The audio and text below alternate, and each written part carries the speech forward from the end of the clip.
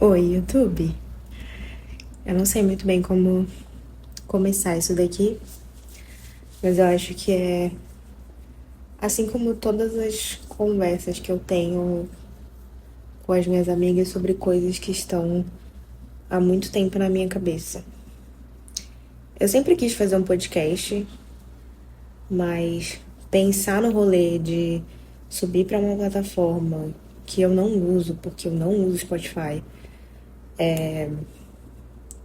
já me deixava meio assim, ai, que processo. E aí, tipo, ter que subir pro podcast da Apple e todas essas coisas. E eu sempre enxerguei o lugar de conforto que o YouTube é e que me proporciona.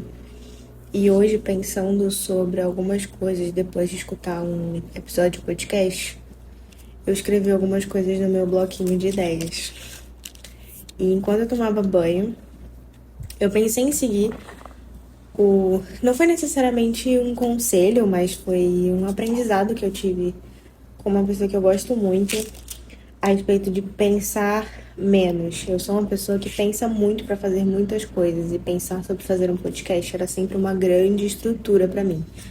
Eu queria muito, inclusive, ter um microfone de lapela, porque eu acho que eu iria performar melhor a ideia do podcast na minha cabeça. Mas, infelizmente, eu esqueci dessa ideia e talvez tenha sido um pouco melhor. Isso é até um gap para o que eu deixei anotado aqui. Um gap, um gancho. Gap não, um gancho. Para o que eu deixei anotado no meu bloquinho de notas, que surgiu sobre o assunto o poder que a limitação tem na criatividade. Eu tô nesse exato momento na provavelmente última noite desse apartamento e muitas coisas têm surgido na minha cabeça a respeito desses últimos 2 anos em que eu passei aqui em São Paulo. E eu entrego o apartamento daqui 3 dias, basicamente. E eu acho que em algum momento a Brenda do futuro vai me agradecer por eu ter gravado esse episódio nesse momento tão sensível que eu tô vivendo, assim. Mudanças sempre foram uma coisa muito bizarra na minha cabeça. Porque elas sempre fizeram parte da minha vida em diversos formatos, assim. Sejam mudanças internas, sejam mudanças de cidade, em que eu era obrigada a mudar internamente, mudanças de casa, de bairro. E São Paulo foi o primeiro lugar em que eu me vi sozinha, assim, e repleta de limitações. Parece que isso não vai chegar em lugar nenhum, mas isso vai chegar num lugar que faz muito sentido. Eu não tenho muito bem um roteiro, assim, existe uma linha de raciocínio que eu quero seguir, mas essa é uma conversa. Ou talvez seja um monólogo que vai te despertar alguma coisa. Pega sua bebida favorita, ou lava aquela louça que você já tá procrastinando há muito tempo, porque eu faço isso quando eu coloco podcast ou videocast. Deixa minha voz tocando de fundo e a gente vai aqui, pensando juntos. Mas é isso, eu tava pensando muito nessa parada das limitações, assim, em diversos cenários, e principalmente na criatividade. De como a limitação, ela tem esse poder, assim. Eu gosto muito. Claro que eu não vou romantizar aqui a falta, mas eu gosto muito de cenários que me desafiam de alguma maneira, principalmente para a criatividade, né? Porque isso me faz reconectar, me conectar um pouco com a Brenda criança, que tinha só uma folha A4 e um lápis de grafite para desenhar, sabe? Uma lapiseira. E o que eu tinha de consumo era, não sei, quadrinhos da Turma da Mônica, morar num bairro do Rio de Janeiro que pra mim era deslumbrante. Morar no pé do morro era uma parada bizarra, assim, pra mim, que eu amava muito. Morar tão perto do verde, assim, tão perto da imensidão que o morro podia me proporcionar. E eu não subia muito o morro, mas ele era uma coisa, um imaginário, assim, um lugar muito bizarro na minha cabeça. e que hoje ainda é um pouco toda vez que eu volto para Campo Grande. E, enfim, essa imensidão de limitações me proporcionava um espaço de criação muito grande. Então, brincar de supermercado, brincar que eu fazia parte de um clipe da MTV, todas essas coisas, elas vinham de lugares de limitações, porque eu tinha, às vezes, consumo de coisas que não faziam parte da minha realidade, né?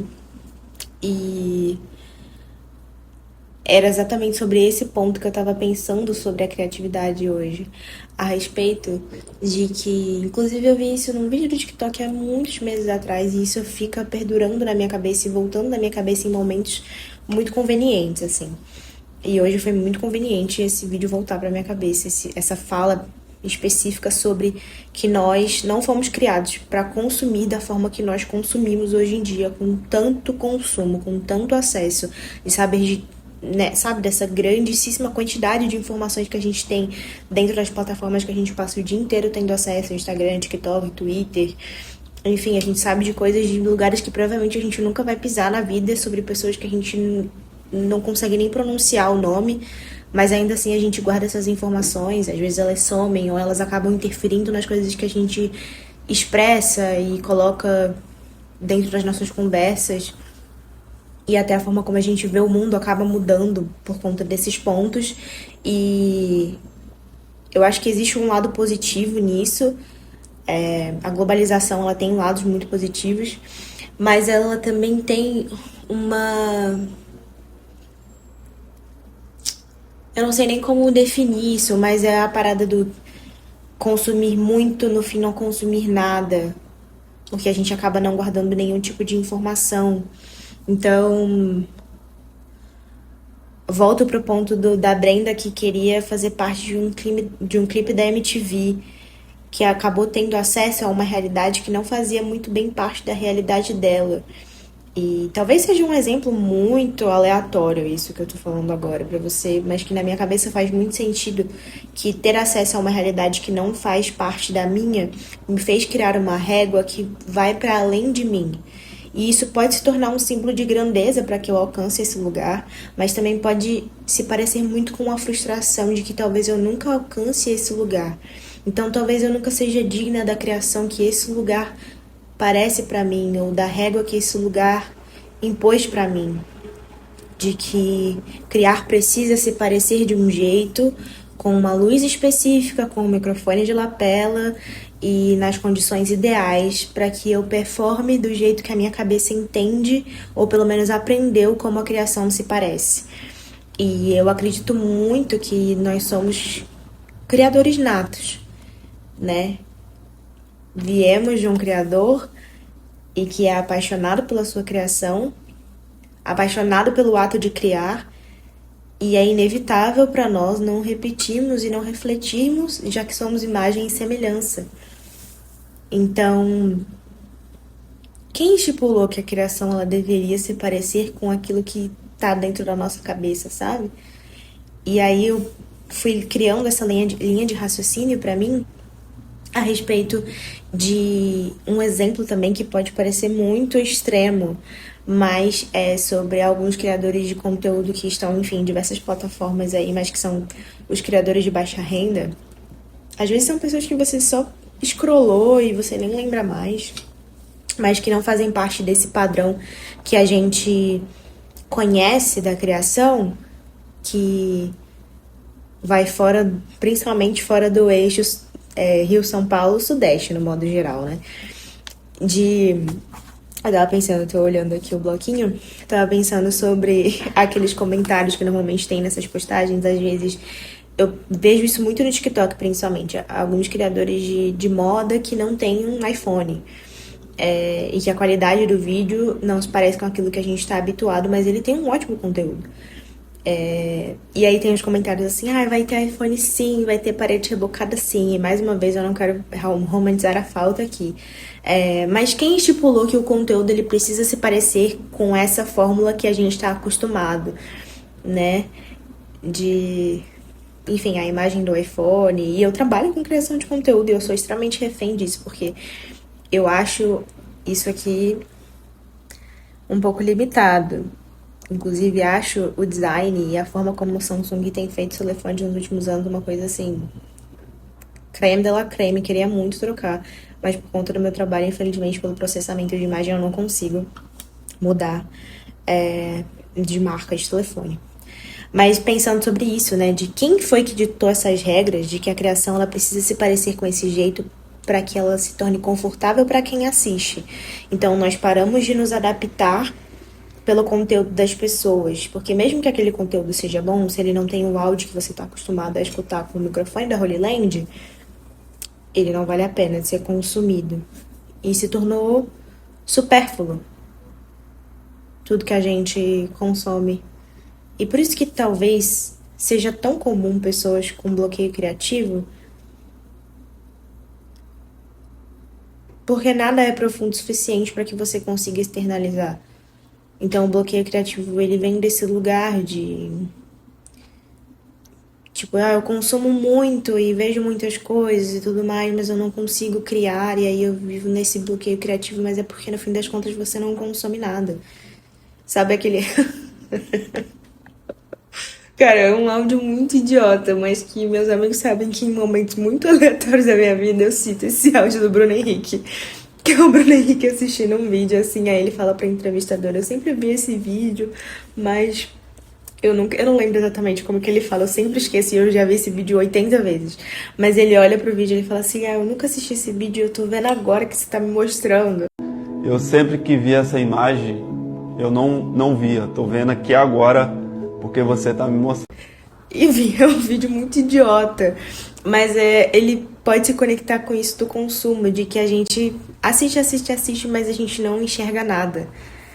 E por isso que talvez o bloqueio criativo ele se pareça com isso para as pessoas, de não conseguir se expressar, porque no fim das contas a sua cabeça ela não absorveu nada do que você consumiu nas últimas 3 horas, você nem lembra qual foi a sua última refeição, sabe? Sem você ter que parar e pensar, não, eu comi isso e mais isso, e, tipo, não é uma coisa natural, sabe?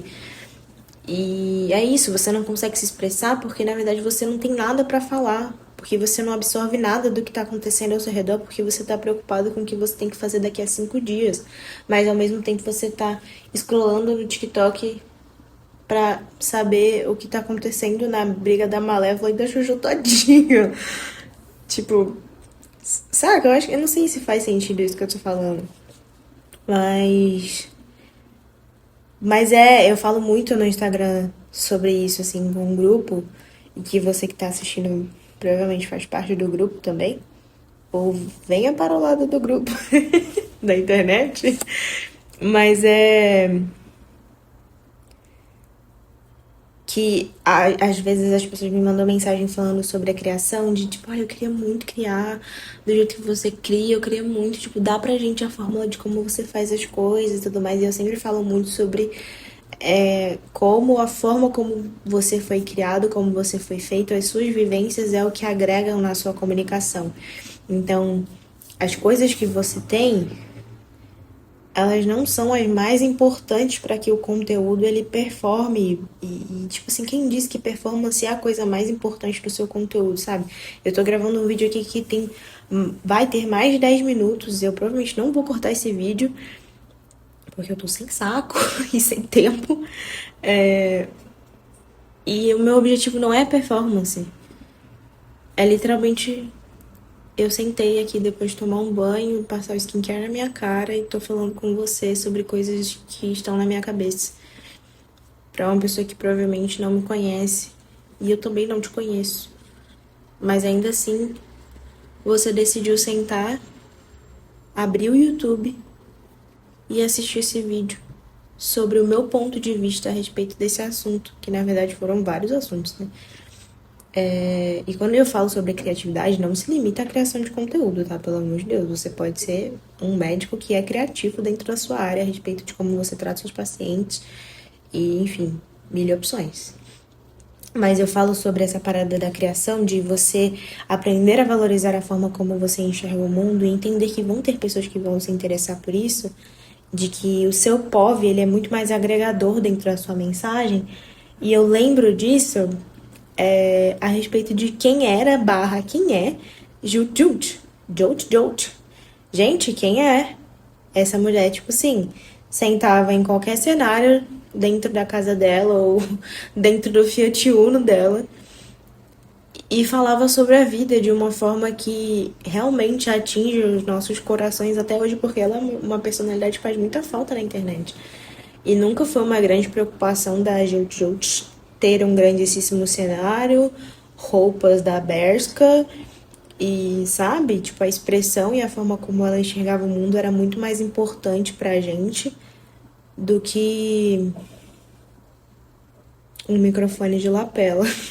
Vou ficar focando nisso até eu comprar um microfone de lapela.